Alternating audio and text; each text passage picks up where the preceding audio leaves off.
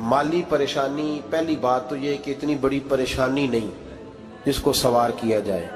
आयत पढ़ूंगा कुरान पाक की, और मेरा ख्याल है कि बहुत सारी परेशानियां तो कुरान मजीद के लफ्ज़ों से दूर हो जाएंगी। सूरह हूद है, उसकी आयत नंबर 6 है, 12वें सिपारे की पहली आयत है। क्या अंदाज है, और मेरे रब का कितना मन मोह लेने वाला और दिल को छू लेने वाला अंदाज है। रब करीम ने फरमाया वमा मिन दाब्बतिन फिल अर्द, फरमाया नहीं ज़मीन पर कोई भी ऐसा चलने वाला, ज़मीन पर कोई ऐसा नहीं जो चलता हो, इल्ला अलल्लाहि रिज़्कुहा, जिसका रिज़्क अल्लाह ने अपने ज़िम्मे न लिया हो। ज़मीन पे कोई चलने वाला ऐसा नहीं जिसके रिज़्क की जिम्मेदारी रब करीम की ना हो। तो जिम्मेदारी रिज़्क किसकी है? बोल के बताएं, बोल के किसकी जिम्मेदारी है जी? अल्लाह। देखिए गौर फरमाएं, यहाँ मुफस्सिरीन ने एक बात लिखी है इस आयत के तहत कि फरमाया जो ज़मीन पे चलने वाला है उसका रिज़्क अल्लाह के ज़िम्मे। फरमाते हैं कि ये अल्लाह ने हमारी अकल के मुताबिक हमसे बात की है, वरना आसमानों में जितनी मखलूक है रिज़्क उसका भी अल्लाह के ज़िम्मे ही है। यहाँ जो फिल अर्द के लफ्ज़ ज़मीन पे, वो हमें समझाने के लिए कि तुमने तो सिर्फ ये दुनिया देखी है ना, तो जिसको तुमने देखा है वो सब खाते अल्लाह का दिया हुआ ही है। तो जो हमने देखा था रब करीम ने उसके मुताबिक हमें समझा दिया। फरमाया कुछ तो तुमने देखे ही नहीं, चलो उनकी तुमसे बात नहीं करते, पर जो तुमने देखे हैं उन सब का रिज़्क किसके ज़िम्मे है? अल्लाह के। मेरे रसूल करीम सैयद आलम सल्लल्लाहु ताला अलैहि वसल्लम कुरान मजीद की जब तर्जुमानी करते, वजाहत करते, तो महबूब पाक सल्लल्लाहु अलैहि वसल्लम भी कोई इश्काल रहने नहीं देते थे, कोई इश्काल नहीं रहने देते थे। मेरे महबूब करीम अलैहिस्सलातु सलाम ने फरमाया अल्लाह पे भरोसा रख के सवेरे निकल जाना रिज़्क की तलाश में। किस पे भरोसा रखना है? निकलना तुम्हारे जिम्मे है। ये ना कहना कि घर बैठूंगा तो यही आएगा, निकलना तुम्हारी जिम्मेदारी है। जितनी जिम्मेदारी है वो पूरी करना। अल्लाह पे भरोसा करके निकल जाना तुम्हारी जिम्मेदारी है। रब का जिम्मा है तुम्हें रिज़्क देना, वो जरूर तुम्हें रिज़्क पहुंचाएगा। या रसूल अल्लाह सल्लल्लाहु अलैहि वसल्लम किस तरह पहुंचेगा? तो जरा हुजूर के लफ्जों का हुस्न भी देखिए। नबी पाक सल्लल्लाहु अलैहि वसल्लम ने फरमाया जिस तरह मौत तुम्हें ढूंढ लेती है ना कि तुम कहाँ मौजूद हो, जब वक्त आता है तो इंसान पाकिस्तान में हो तब भी आ जाता है, जद्दा में हो तब भी आ जाता है, मक्का में हो या मदीना तैयबा में, वक्त फिर भी आ जाता है। फरमाया जिस तरह मौत तुम जहां भी हो तुम तक पहुंच जाती है ना, इस तरह तुम्हारा रिज़्क भी तुम जहां मौजूद होते हो अल्लाह वहां पहुंचा देता है, पहुंचा देता है। तो या रसूल अल्लाह सल्लल्लाहु अलैहि वसल्लम किस अंदाज में? तो फरमाया निकल जाना तुम्हारी जिम्मेदारी है। फरमाया सवेरे परिंदे भी निकल जाते हैं और शाम को जब लौटते हैं तो अल्लाह उन्हें पेट भर के रोजी अता फरमाता है। हालांकि उनको नहीं पता होता हमारा कारखाना कहाँ है, हमने कहाँ जाके मजदूरी करनी है। उनको नहीं पता होता कि हमारा दफ्तर कहाँ है, हमने किस ऑफिस में बैठना है। उनको नहीं पता होता कि हमने कहाँ जाके माल खरीदना है और कहाँ से हमने फिर उसको दोबारा बेचना है। उन्हें खबर नहीं होती, अल्लाह पे भरोसा करके निकल जाते हैं। निकलना तो तेरे जिम्मे है कि नहीं? फरमाया वो तू ड्यूटी कर, शाम को अल्लाह जो रब परिंदों को रोजी देता है वो तुझे भी अता फरमाएगा। मैं कहता हूँ सोच कितनी कमजोर है उस आदमी की जो कहता है कैसे मिलेगा। कितनी कमजोर सोच है। जो रब बैल को रोजी देता है, बकरी को रोजी देता है, इस जमीन इस धरती पे अगर बसने वाला ऊंट भूखा नहीं सोता, चले ये तो पालतू जानवर होते हैं, इस धरती पर बसने वाली अगर बिल्ली और कुत्ता रोटी खा के सोते हैं तो तू तो अशरफुल मखलूकात है। तूने अपने ज़हन में क्या टेंशन पाल लिया कि नहीं आएगा तो मर जाऊंगा, क्या बनेगा, किस तरह होगा? तू क्यों इतना परेशान हो गया? भाई माली परेशानी सबसे ज्यादा उस बंदे ने ओढ़ ली है जिसकी तवक्कुल की बात कमजोर हो गई है। तू सीधी तवज्जो अपने रब करीम की जानिब रख, सीधी तवज्जो अल्लाह की जानिब कर। रब फरमाते हैं जिम्मा तेरा नहीं, जिम्मा मेरा। लेकिन तनख्वाह एक आती है घर में, जब एक बच्चा होता है तो तब भी काम चलता है, जब अल्लाह 2 बच्चे दे दे फिर भी उस तनख्वाह से काम चलता है, जब 3 हो जाए फिर भी चलता है, जब 4 हो जाए। नहीं आप ना भी बोले तो बात तो सही है, बहरहाल काम फिर भी چلے اسی تنخواہ میں سے جب بندہ بڑے بیٹے کی شادی کر کے بہو بیاہ کے لے آئے تو پھر بھی کام چلتا ہے، اور جب اس بیٹے کو اللہ بچے عطا کر دے تو اسی گھر میں، اسی آنگن میں، اسی چھت کے نیچے کام چلتا ہے، تو پھر تو مان جانا کہ چلانے والا تو نہیں، چلانے والا کوئی اور ہے۔ پھر تو مان جا کے چلانے والا کوئی تو اس وقت جب تنخواہ تیری لگی تھی تو کہتا تھا ابا ابھی میری شادی نہ کر، میں بیوی کو کیسے کھلاؤں گا؟ تو وہی شخص ہے جس کی چھت کے نیچے پھر 1.5 درجن پوتے بھی پل رہے اور گزارا ان کا بھی ہو رہا ہے۔ تو رزق کا ذمہ کس کا ہے؟ اللہ کا، اللہ کا ذمہ۔ اب ہمیں پتہ ہے پہلی بات تو پریشانی اس لیے اتار دینی چاہیے کہ ذمہ ہمارا ہے ہی نہیں۔ اب دوسری بات یہ کہ ذمہ داری کس کی ہے؟ اللہ حکیم بھی ہے اور علیم بھی ہے، حکیم بھی ہے اور جانتا بھی ہے، اور اسے پتہ بھی ہے کہ دینا کس طرح ہے۔ اب ہم پتہ کیا کہتے ہیں؟ کہتے ہیں وہ جو بندہ پجاروں میں بیٹھا ہے وہاں اسے نہیں بیٹھنا چاہیے تھا، اور میرا حق تھا۔ تجھے زیادہ پتہ ہے کہ اللہ کو؟ بول کے بتانا کس کو پتہ زیادہ ہے؟ کیوں جی؟ تو آپ اصل ٹینشن پتہ کب لگتی ہے؟ جب بندے کہتے ہیں نہیں وہ پجاروں میری تھی، میرا حق تھا۔ وہ جب گزرتی ہے نا پاس سے مہران کے تو مہران والا ٹینشن بڑی لیتا ہے، حالانکہ اللہ کو زیادہ پتہ ہے کہ وہ حق۔ ایک بات اپنے ذہن میں یاد رکھ لیں، رٹ لیں کہ جو میرے لیے بہتر تھا میرے رب نے مجھے دے دیا، تو بات ختم ہو گئی۔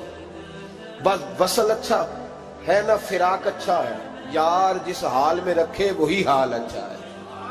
بس جو میرے حق میں بہتر تھا میرے رب نے مجھے، مسئلہ یہ ہے کہ تو اس پہ راضی ہونے کو تیار نہیں۔ حضرت علی کرم اللہ تعالیٰ وجہ الکریم نے میرے نبی پاک کی ایک حدیث بیان کی ہے، اور جناب علی جب یہ حدیث بیان کیا کرتے تھے تو حضرت مجاہد فرماتے ہیں یوں لگتا تھا کہ جیسے حضرت علی ہمیں ہر پریشانی سے نکال رہے ہیں۔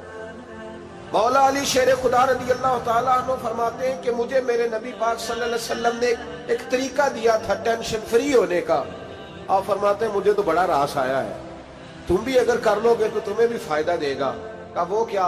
حضرت علی کہنے لگے محبوب علیہ السلام نے فرمایا تھا لوگوں تم اللہ کے دیے ہوئے تھوڑے رزق پہ راضی ہو جاؤ، وہ تمہاری تھوڑی عبادت سے تم سے راضی ہو جایا کرو گا۔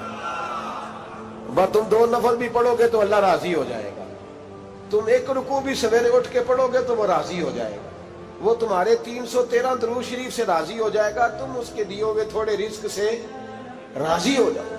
ٹینشن اس لیے ہوتی ہے کہ ہم راضی نہیں جو اس نے ہمیں دیا ہے۔ وہ حل میں مزید کی جو دوڑ ہے نا، حل میں مزید کی، بے قدرہ کچھ قدر نہ جاتی، کیتی خوب تسلی ہو، دنیا دار پجاری زردے، کتیاں دے گل ٹلی ہو، بک بک روشن اکھیاں تکیو ویک حویلی کلی ہو، تے کوچ نصیر اساں جد کیتی پہ جانی تھر تھلی ہو۔ تو یاد رکھیں یہ جو ہے نا مصیبت کے مال آ کیوں نہیں رہا، وہ سامنے والا پلاٹ میرے گھر کے سامنے ہے گھر کے سامنے، پر رجسٹری میرے نام کیوں نہیں؟ یہ مصیبت سانس نہیں لینے دیتی۔ موٹر سائیکل کھڑی کرتا ہے نا جب آ کے دکان سے روٹی کھانے آتا ہے، دفتر سے گھر آتا ہے، کاروبار سے آتا ہے، تو جہاں موٹر سائیکل کھڑی کرتا ہے وہ ٹینشن بڑی ہے کہ کبھی میری ہو جائے نا یہ والی جگہ تو میں یہاں بھی بورڈ لگاؤں اپنے نام۔ اس نے مالی پریشانی پیدا کی۔ تو جس حال میں ہے، کیونکہ تو نے اپنا یہ حال خود نہیں بنایا، جس نے بنایا ہے وہ بڑا بہتر جانتا تھا کہ تو اسی حال میں اسے اچھا لگتا ہے۔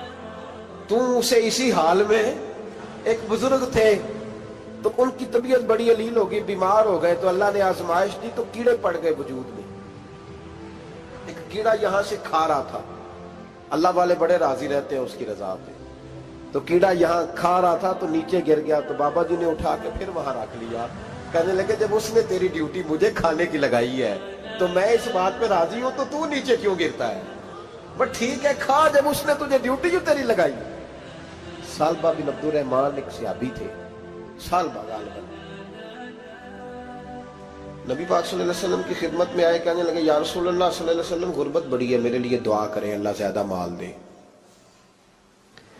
تو محبوب صلی اللہ علیہ وسلم نے فرمایا تو جس حال میں اچھا ہے وہ تیرے لیے بہتر ہے، اس میں تو ہے وہی حال تیرے لیے۔ مشکل ہے نا یہ جواب سننا۔ کہتے پیر صاحب فلان جگہ سے تویز آیا، وہاں تو وارے نے آرے ہو گئے، تو آپ کے ہاں؟ تو میں کہتا ہوں یہ تویز دینے والا اگر تویز دے کے امیر بناتا ہے تو پہلے خود کیوں نہیں بنتا؟ یہ خود تو 150 کا تویز بیچ رہا ہے، اپنی بیچارے کی حالت یہ ہے۔ اگر اتنا ہی تویز اس کا چلتا ہوتا تو پہلے 5 جو پجاروں اس کے دروازے پہ کھڑی ہوتی۔ عجیب چکر ہے، اور عجیب جگہ لوگ الجھ گئے، سمجھتے ہی نہیں بات کو۔ یا رسول اللہ صلی اللہ علیہ وسلم دعا کر دے تو محبوب نے کیا فرمایا؟ فرمایا تو جس حال میں ہے نا وہ حال تیرے لیے بہتر ہے، اسی میں رہ۔ کہ نہیں حضور دعا کرے۔ فرمایا سال بعد تو باز آ جا۔ حضور دعا کرے۔ فرمایا تو باز آ جا۔ 2-3 دفعہ کا ضد کی، محبوب نے فرمایا جا پھر اللہ تجھے زیادہ پیسے دے گا۔ چند بکریاں خریدی، اتنی برکت ہوئی کہ بکریوں کے ریوڑ بن گئے۔ پھر کچھ بکریاں بیچ کے گائے خرید لی، ان کے بھی ریوڑ ہو۔ پھر کچھ اونٹ اونٹنیاں لے لی، ریوڑ ہی ریوڑ۔ پہلے 5 وقت مسجد میں آتے تھے، اب فجر اور عشاء رہ گئی۔ پھر مال زیادہ ہوا تو مدینے شہر میں کوئی جگہ ہی نہیں، مدینے سے باہر حویلی خریدی، پھر جمعہ ہی رہ گیا۔ جمعے کے جمعے آتے، زکوٰۃ کا حکم آیا۔ میرے نبی کریم علیہ السلام نے حضرت ابو ہریرہ کو بھیجا، فرمایا جا اسے کہہ تیری زکوٰۃ بنتی ہے 2.5%۔ 10 کروڑ روپیہ ہو تو کتنی زکوٰۃ بنتی؟ بھئی 1 کروڑ کی 2.5 لاکھ ہوئی نا، تو 10 کروڑ کی کتنی ہوئی؟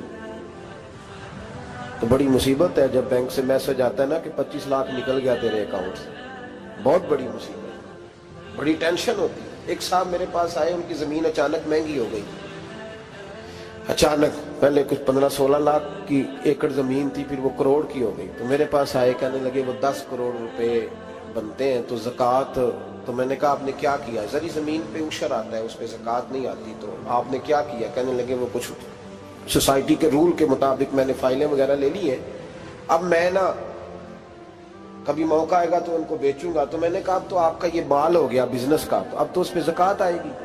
10 کروڑ پہ جب 25 لاکھ سنا تو کہنے لگے فوراً دینی پڑتی ہے کہ تھوڑی تھوڑی سے بھی کام چل جاتا ہے؟ تو میں ان کا چہرہ دیکھنے لگا، میں نے کہا نہیں وہ تو آپ کو پتہ ہے، ویسے حضرت عمر فرمایا کرتے تھے بانٹ کے نہ دو، کوشش کرو کسی ایک کوئی دو، چلو کسی کا تو کچھ بن جائے، تو ایک کوئی دینی چاہیے۔ کہنے لگے تو مطلب یہ ایسا ہی حکم ہے؟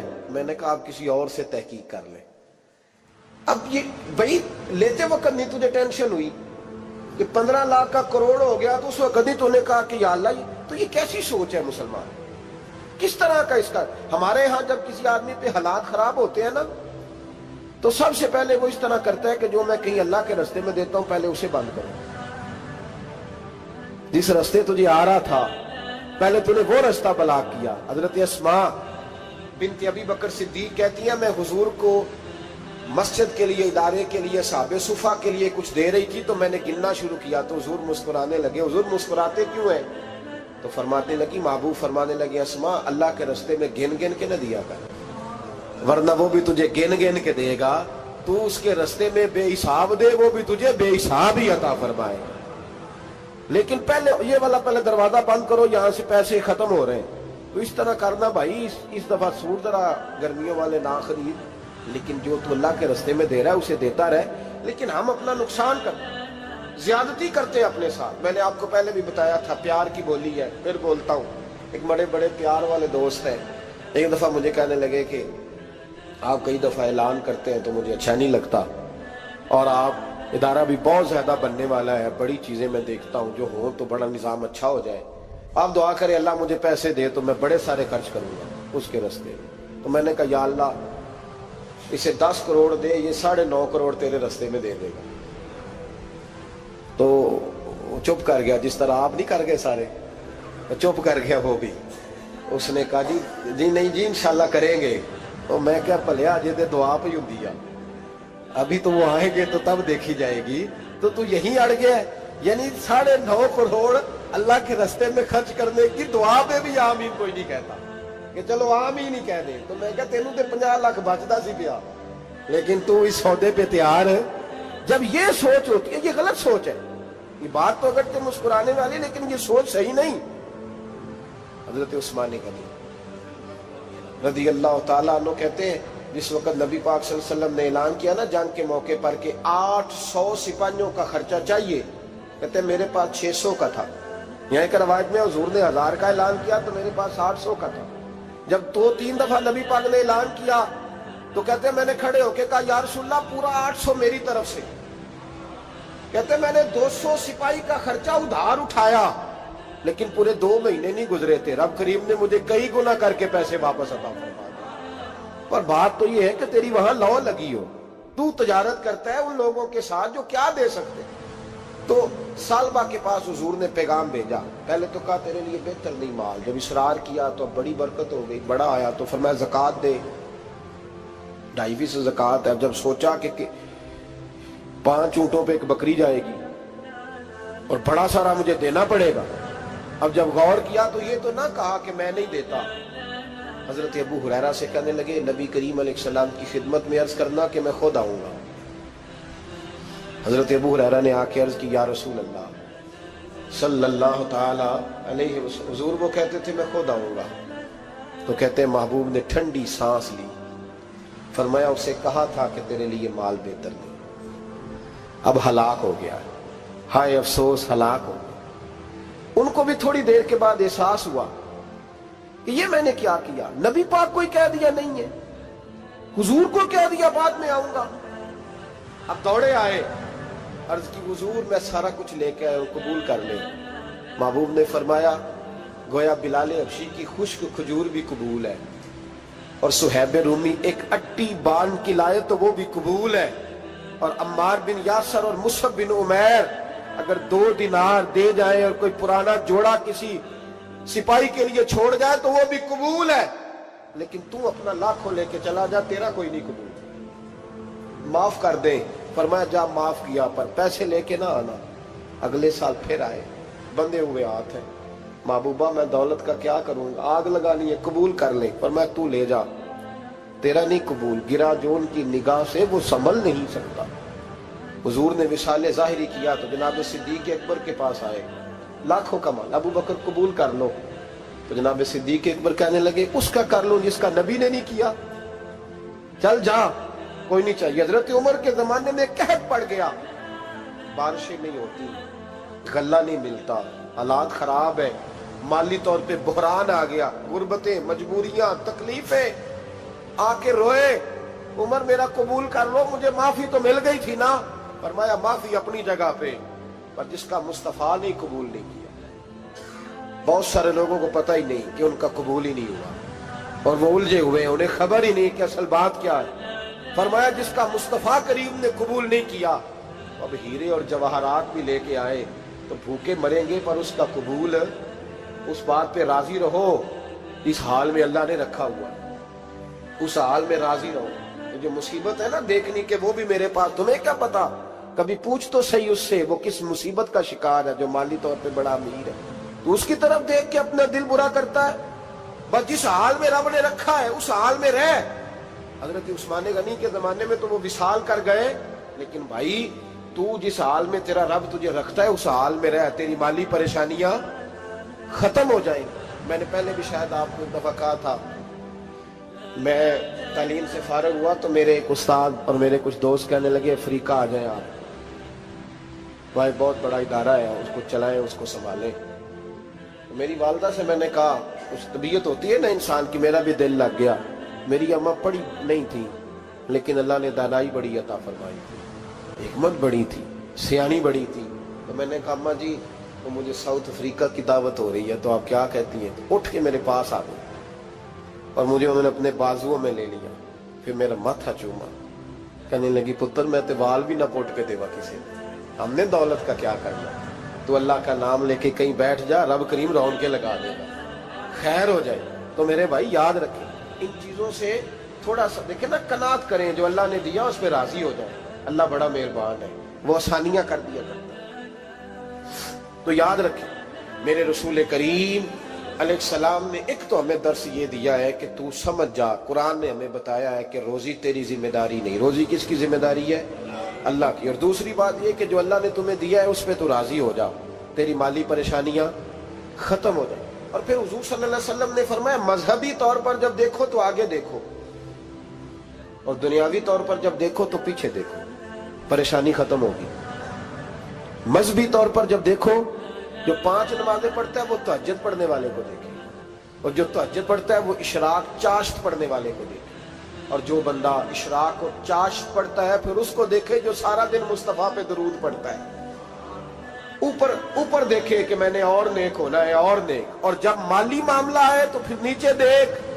اگر تو بیٹھا نا پجاروں پہ تو پھر ٹوڈی والے پہ نظر کر اس کا کیا حال ہے، اور اگر تو وہاں بیٹھا ہے تو دیکھ مہران والا بھی تو گاڑی چلا ہی رہا ہے، اور اگر تو وہاں ہے تو موٹر سائیکل والا دیکھ، اور تو وہاں ہے تو پھر سائیکل والے پہ نظر، اور اگر تو سائیکل والا ہے تو پیدل والے کو دیکھ، اگر تو کرائے کے مکان میں رہتا تو پھر جھونپڑی والے کو دیکھ، اور اگر تو جھونپڑی میں رہتا ہے تو پھر بھی پریشان نہ ہونا. کچھ ایسے بھی ہیں جنہیں جھونپڑی بھی نصیب نہیں، جو سڑک پہ لیٹے ہوئے. اور اگر تو تندرست ہے نا تو کبھی جا کے ہسپتال میں دیکھ حال کیا ہے، لوگ کس حال میں ہیں. تو ہم شکر نہیں ادا کرتے، اس کا نقصان کیا ہوتا ہے، نعمتیں چلی جاتی ہیں. اللہ فرماتے ہیں لَإِن شَكَرْتُمْ لَأَزِيدَنَّكُمْ، تو شکر ادا کر، میں نعمتوں میں اضافہ کر دوں. تو بھائی مالی پریشانی کا تیسرا سبب یہ ہے کہ ہم دیکھتے ہیں مالی طور پر اوپر، تو پھر ہمیں طبیعت بگڑتی ہے. اور پھر مالی پریشانیوں کے کچھ اور اسباب بھی ہیں. امام شافعی فرماتے ہیں جن گھروں میں لوگ فجر کی نماز کے وقت سوئے ہوتے ہیں ان گھروں میں رزق نہیں آتا. آپ فرماتے ہیں فجر کا وقت اللہ کے دینے کا وقت ہے، اس وقت اللہ بانٹتا ہے. حضور صلی اللہ علیہ وسلم کا فرمان ہے نا حدیث میں کہ تہجد کے وقت اللہ پہلے آسمان پہ نزول جلال فرماتا ہے جو اس کی شان کے لائق ہے تہجد کے وقت، اور وہ کہتا ہے مانگو میں تمہیں عطا کروں گا. لینے کی باری آئے تو بندہ سمیٹ سماٹ کے اندر گھس جائے.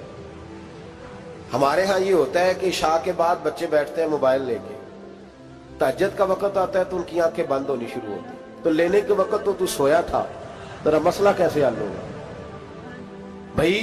جب کوئی آدمی خیرات بانٹ رہا ہو تو جو پیالہ پیچھے کر لے اسے ملے گا؟ کہتے اس وقت آنا جب میں بانٹ رہا تھا، اب تو کدھر آ گیا ہے؟ مثال دے رہا ہوں. تو فجر کا وقت مانگنے کا ہے، تو ساری رات تو گزر گئی گیمیں کھیلتے، ٹی وی دیکھتے، اور جو لینے کا وقت تھا تو سو گیا، تو کیسے آئے گا تیرے پاس؟ تو اٹھے سویرے بندوں سے مانگ کے دیکھ لیا. بڑی ہم کے بندے